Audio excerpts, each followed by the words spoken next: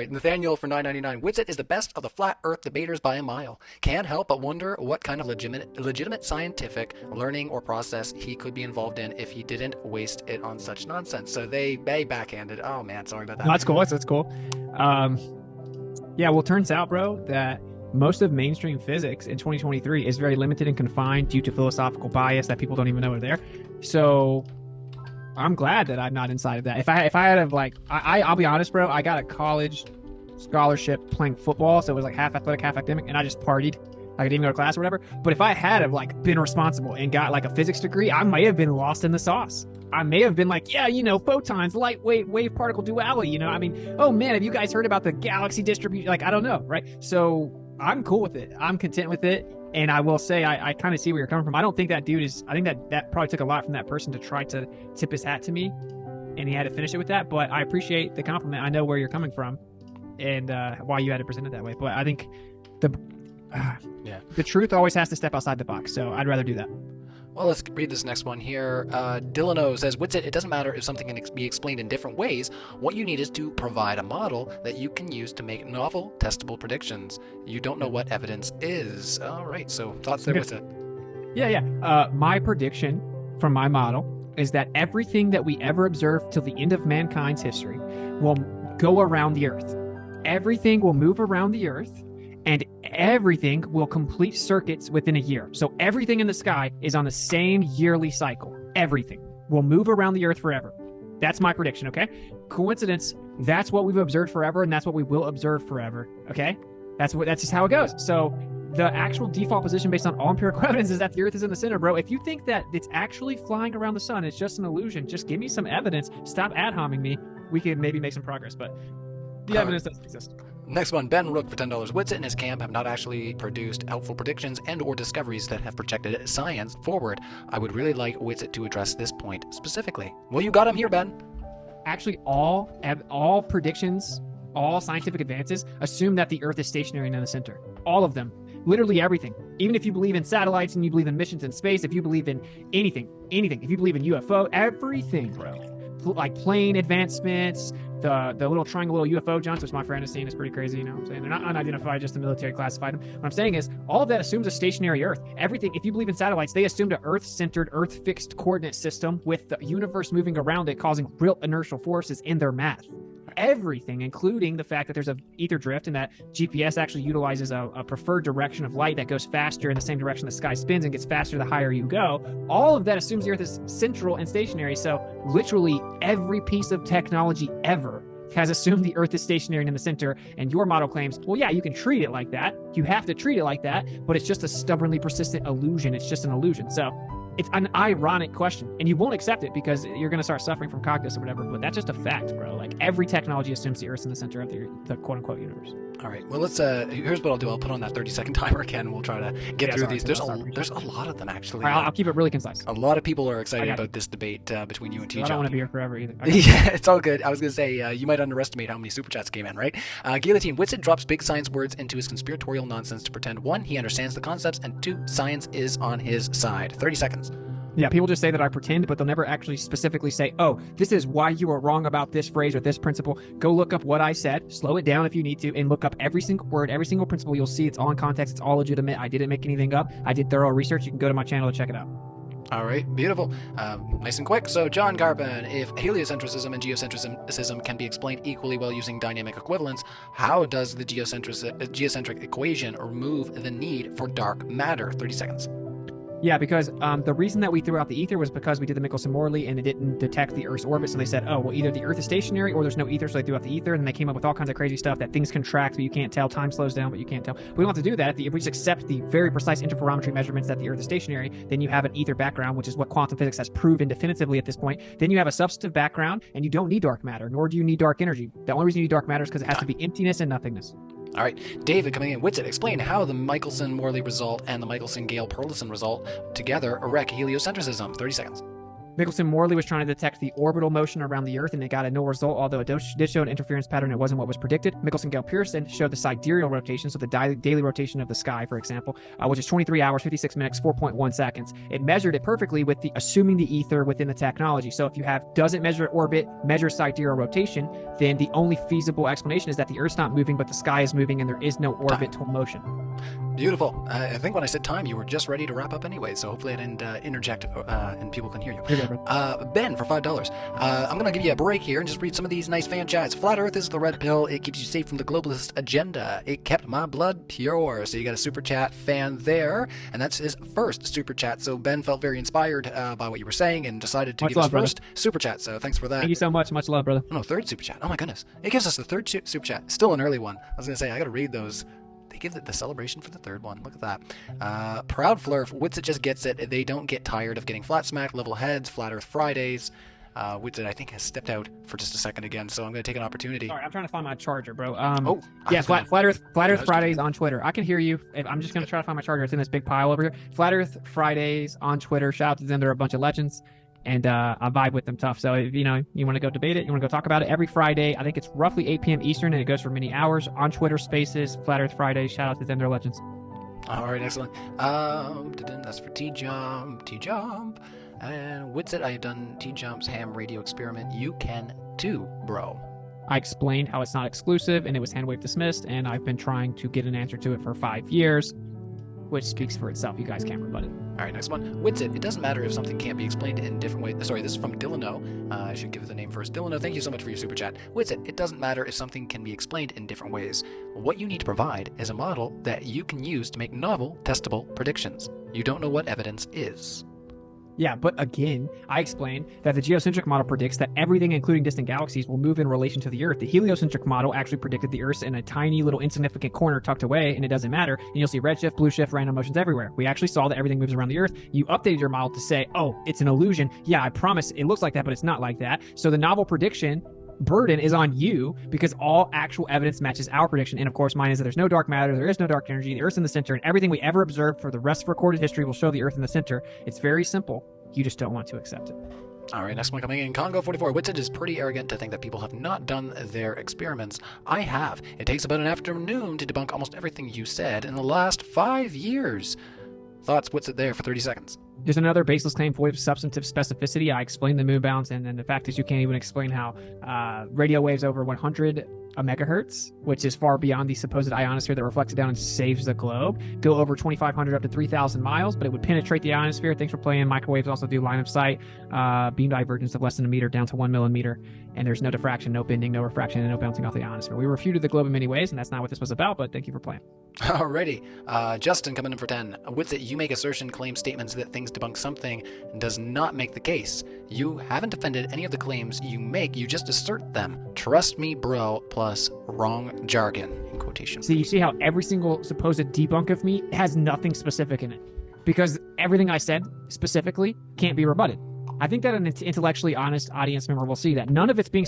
If you can tell me, oh, but the physics says that actually the inertial forces don't work the way that you say, I will rebut it. But you'll never do that because you can't do that. And the fact is that your own model with Einsteinian or Newtonian mechanics necessitates a kinematic and dynamic equivalence. If you're not familiar with those terms, it's okay. Just go research them. They're simple. I defined them in the opener, and I encourage you to research it more. The truth is that your model's falling apart. It's in a cosmological crisis. The geocentric model doesn't have the dark matter or dark energy problem. It's just chilling, as it always has been and always will be.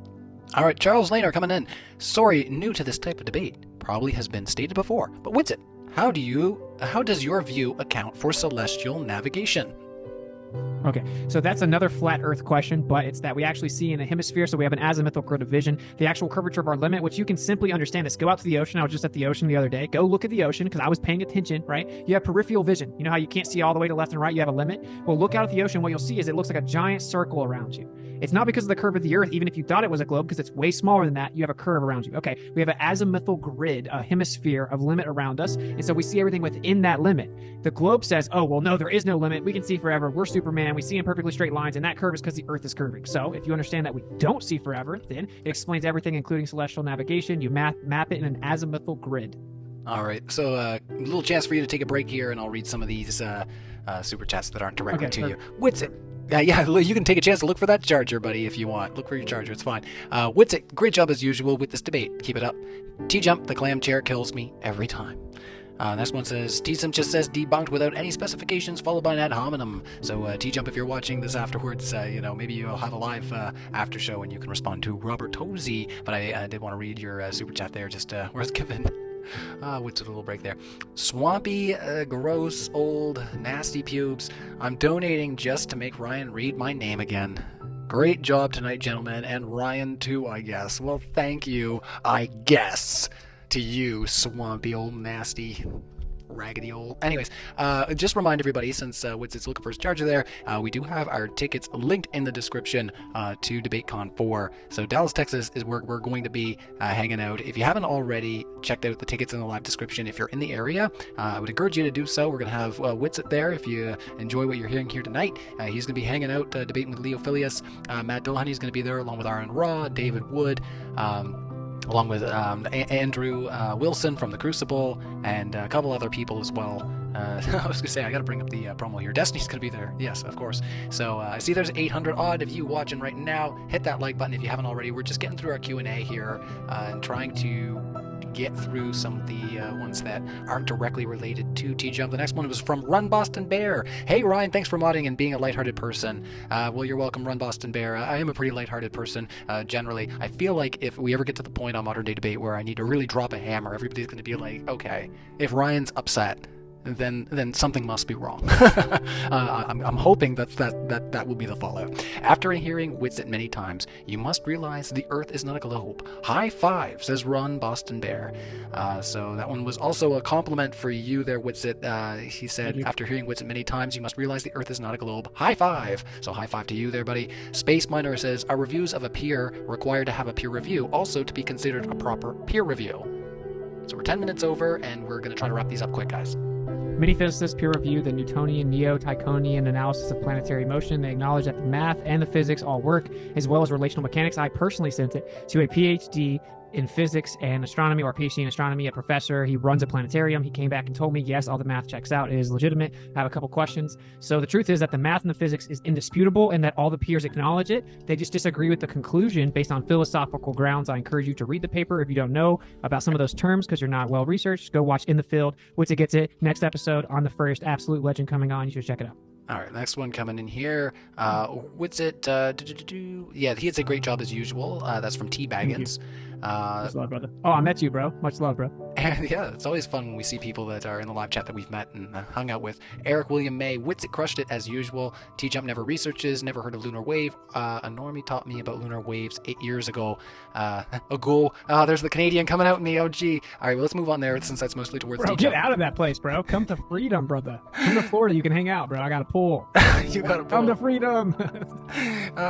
We won't talk about that right now. All right, so come to the after show. We could talk about what how I feel about where I am. Alexander L. Witsit, draw a diagram of how a boat goes over the horizon. The boat goes over there. Okay. As the boat leaves, because I live right by many oceanic horizons, okay, the boat, it goes away, and then it starts to disappear from the bottom up. How far away it does that changes based on the day.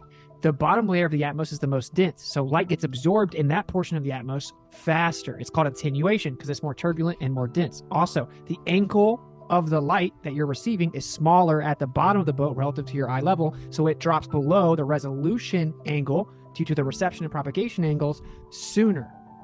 Just look up the terms. I love you guys. It's very simple. If the Earth was flat, the boats would have to disappear from the bottom up. And if you can't let go of that, I'm sorry, I still love you.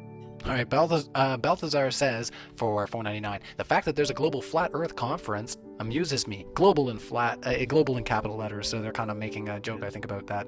It's called international, and if you went there, I promise you wouldn't be acting near as bad. Like, that's the reason that none of them do come. Danny Faulkner came and didn't say a word the whole time. My presentation, he didn't have a word to say, didn't have a word to say after, because you guys talk big on the internet, but why don't you come where there's 500 of us just chilling, showing love, hugging everyone, everyone's laughing, everyone's having fun, different points of view, but still accepting each other. And if you guys come and try to act like this, we would just chill and laugh and intellectually eviscerate you. You guys would never come. So, I mean, I hope you guys maybe man up next year. All right, Pythagoras, do those books say the solar system doesn't exist? not sure what books they're referencing, but you go ahead there with it. 30 seconds. What the book says, like for example, specifically this one, Stubbornly Persistent Illusion by your books that you brought up. That's of course, yes. Yeah, what it says is, well, the Earth could be in the center, in the solar system, the soul lore system that lures your soul into insignificance and unimportance, actually isn't exclusively true, and that the evidence shows the Earth could be in the center. And then what he says in this book, and I think it's on page 200 something, is, well, I believe that we're not in the center based on humility, because I think it would be more humble to think we're not special and in the center. So that's what the book said. All right, so Simon Allen, how long does it take for the sun to orbit the Earth? The same amount of time that they claim. Oh, the sun moves around the Earth every day. Okay, it's 24 or 23 hours, 56 minutes, 4.1 seconds, whatever. We have sidereal rotation, and technically, you have the sidereal rotation, the solar rotation is slightly different, but within just a very small amount. Everything moves around the Earth every single day, just constantly moves around the Earth every single day. And there's also an annual cycle of distant galaxies that create circuits, and they complete their circuits once a year.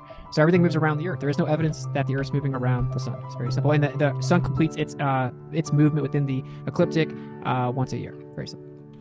Excuse me. All right, so Earth first, space later. Heliocentrism requires proving you can violate natural laws like fluid statics and gas pressure, which is impossible. Yeah, exactly. Necessary antecedent to gas pressure is physical containment. You can't have a gas pressure system, which people claim that somehow atmos doesn't mean gas, even though it means air, which is defined as gas by definition, adjacent to a near perfect vacuum without seeking equilibrium and filling the available space. It requires all kinds of anomalous physics. I call the heliocentric model anomalous physics. It's like, oh, well, sure, physics is like this on the Earth, but I promise out in space and with the globe, it's different. It's an anomaly. So yeah, you have to just want to believe it because you're scared of what people may think. And I encourage you to free yourself from that bondage because it's not a good way to live. Eric Belding says, Witsit, you say GPS requires a preferred direction for the speed of light. Reference and citation, please. Yeah, you can look up Ron Hatch, who is actually brought in to correct it. You can also look up, I think I may have showed it in my presentation. If not, go to my Telegram, t.me/Witsit, and you can see, I'll drop it in there after this, but we have many different observations and experiments that have measured the fact that the light propagates faster, lower, and higher. I mean, in a certain direction and higher. As you get higher to the sky, the light goes faster, and it goes faster in the same direction the sky moves. And the actual GPS, which I will drop those links in as well, and Ron Hatch just demonstrated this definitively, GPS has to account for the speed of light being faster in that direction because when it sends out the GPS signals, it's actually different duration of signal in the direction of the same direction that the sky moves. So it's fascinating, and you've never been told that because it's uncomfortable for the modern cosmology. All right, let's move on to the next one here. We're getting near the end there, Witsit, and then we can clear on out and clean up here. Let's see. As someone who actually derived and utilized the Einstein and Newtonian equations from scratch and actually sent a CubeSat into space. CubeSat? Is that how you say that? Yeah, CubeSat. Okay. This man has absolutely no idea what he's saying. Any thoughts for Balthazar there?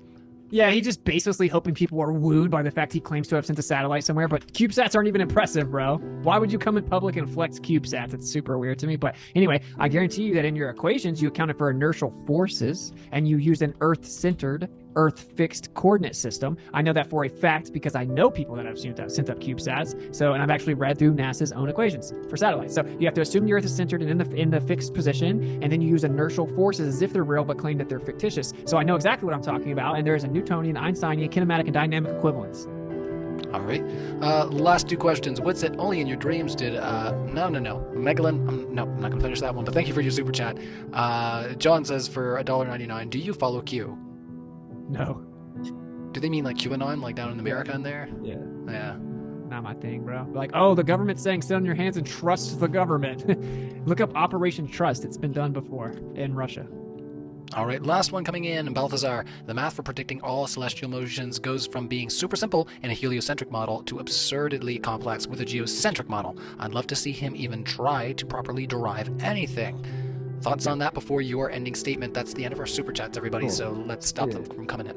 It's just another script. If you actually read the papers, you'll see that the math is simpler, but they won't actually read the papers because they're uncomfortable. But I explained earlier that they took Tycho Brahe, a geocentric model, and then they took all his data and tried to make it heliocentric. You got Copernicus. They had to add more epicycles to make it work, which means it was less elegant, it was less adaptable, and it was more complicated. In addition to that, all of the math is very simple because there's a dynamic equivalence if the Earth is in the center. So you said you'd like to see me do it. I just gave you the papers that literally do it. Relational Mechanics by Andreas Cisse and Luca Popov wrote the Newtonian Neo-Tychonian analysis for planetary motion. Okay, it breaks all the math and physics down. It's very simple. It's more simple, more elegant, and more adaptable than the heliocentric model. But I bet you'll keep repeating that script because frankly, that's all you have. Is just to claim that it's simpler.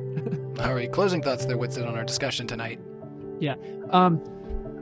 Unfortunately, we weren't able to get into a lot of like the real like meat of it, like the real specifics. When I was talking to T-Jump, I wanted to get into the specifics of it, but let me break it down real quick. It's really simple. So people back in the day, they thought that the Earth was a plane. Then they thought, oh no, it must be a ball because the perfect shape's a sphere. That's the Greeks. Then they thought it was a stationary sphere for many years, and then they got to the point where they said, oh, actually the Earth is tilted, wobbling, spinning, and revolving around the sun, and that's a sphere, right? And so then we fast forward to where we started making very big advancements in technology and telescopes and stuff, and we were like, okay, well, if the Earth is this little tiny rock in this insignificant corner tucked away, then we should see things moving everywhere. I shouldn't care about the Earth at all. We should see redshift, blue shift, left, right, up, down, everywhere, right? That was just the heliocentric model's predictions.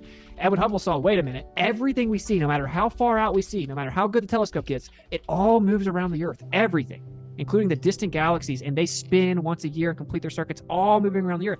So they had to update the heliocentric model to absorb the idea that all observations would look like we're in the center. They changed it. They moved the goalpost in the early 20th century, and they said, oh, it's accelerating, expanding in all directions. Okay, and there's many different things. We've done cosmic microwave backgrounds that have shown that actually the Earth is in the center based on the anisotropic distribution centered on the Earth. But long story short, in a very simple way, all observations ever show that the Earth's in the center.